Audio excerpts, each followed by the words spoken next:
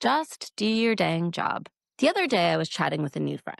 Let's call her Anya. She's still in the traditional path in law, but starting some creative ventures on the side. We're talking about her next steps when Anya joked that she was going to phone it in until it was time to jump ship.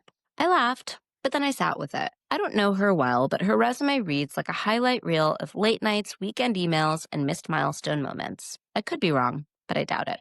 I know the type. And I'm pretty sure Anya's version of phoning it in still looks like doing her job fully, responsibly, competently. In the words of my 5th grade math report card, she meets expectations. Remember how much that used to sting to get a meets expectations or, God forbid, a B? Somehow it felt like failing. And then we carried that mindset with us into high school, college, jobs, relationships. It was never enough to be good enough. Sure, there were external pressures, but it ran deeper than that. Somewhere along the way, many of us picked up the belief that we had to prove we belonged. Our tools: overachieving, over-delivering, outperforming. We didn't want to meet the mark. We had to crush it.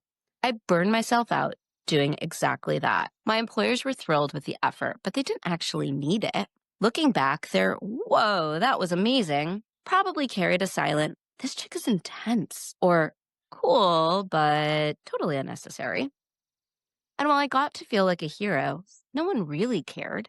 Deep down, I knew that, which is probably why I'd eventually start to resent the job, the coworkers, the often self-imposed expectations. As much as I like to think of myself as fiercely self-driven, the truth is some part of me wanted someone else to set the rules of the game, to tell me what mattered. It's much easier to excel at execution than to take a beat and think about what you really want from this precious life, and then actually prioritize that. And in law firms and other high-intensity environments, the machine is happy to offer you a set of priorities and then enforce them through bonuses or assignments that ensure you're always underwater because, some of those deals will definitely die. And semi-public yelling. Here's a shameful story from my big law days. When I was a third-year associate, I missed my now husband's aunt's funeral to attend my first client pitch. Some angle of my background was supposedly indispensable. No one around me blinked. And I knew, even then, that it was wrong. But the only one to blame is me. I was the one pushing everything else aside. At worst, the partner would have been annoyed.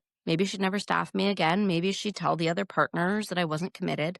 Maybe I'd drop a notch in their esteem, but I wouldn't lose my job or anything. Meanwhile, I was betraying my own values, feeding my growing dissatisfaction like a dark Ouroboros. Yes, I had to look up that pronunciation. My insecurity, the snake eating its own tail, consuming itself in its hunger for validation. I was trying to fill an esteem-shaped hole in my psyche. I don't know Anya well, but I'm proud of her. She's doing the brave thing I never quite managed. I sucked at boundaries. I stretched and stretched, pulling rabbits out of hats to get the deal done, deliver the analysis, unblock the team, grow the business. But I always stretched myself thin, giving my all to the job and leaving my loved ones with tattered shreds of presence. My new friend Anya seems to be trying something different. She's putting her dreams on equal footing with what's being asked of her. She's meeting expectations, likely beautifully for the record, and saving the rest of her energy for herself. So friends, please, just do the dang job. Keep the rest for yourself. This is Practically on Purpose with Allie Canton.